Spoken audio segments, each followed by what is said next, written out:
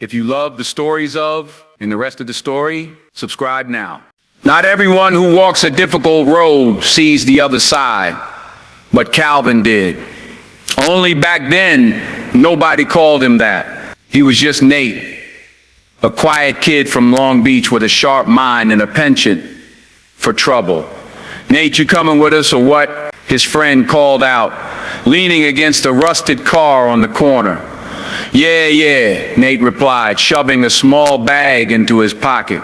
He hesitated for a second, glancing at the crumpled piece of paper in his hand, a flyer for a community talent show. "Yo, what's that?" his friend asked. "Nothing," Nate said, tucking it into his jacket.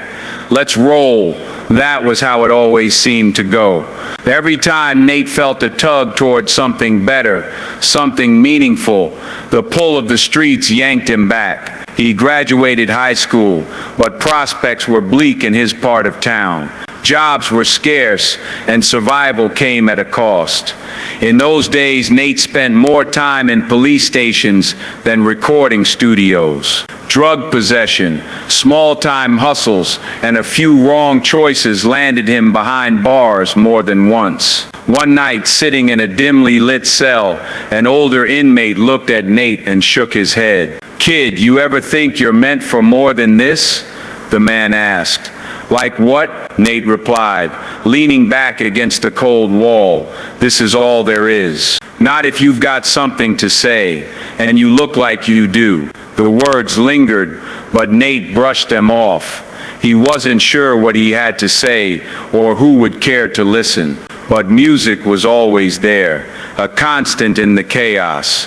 Nate would freestyle on the block, weaving rhymes about life, pain, and hope. His voice carried a rawness that made people stop and listen. "You ever think about doing this for real?" his cousin asked one afternoon after hearing him rap. "Man, who's gonna listen to me?" Nate said with a bitter laugh. "Everyone," his cousin said firmly. If you stop running from it, eventually a turning point came. Another arrest, another stint in jail, but this time Nate had time to reflect. He thought about the life he was living and the life he could have. When he got out, something shifted. Nate started spending more time recording demos and less time on the streets. He poured his frustrations, his dreams, and his experiences into his music. It wasn't long before his tapes caught the attention of a producer who saw the potential beneath the rough edges. "I'm not looking for polished," the producer told him. "I'm looking for real, and you've got it."